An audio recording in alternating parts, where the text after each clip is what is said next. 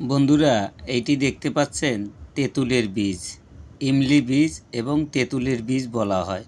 তো যাদের যৌন ক্ষমতা কম এবং শীঘ্র পতন, যাদের ধাতু দুর্বলতা, তারা এই তেঁতুলের বীজই কিনে নিয়ে আসবেন পঞ্চারির দোকান থেকে বা পালের দোকান থেকে।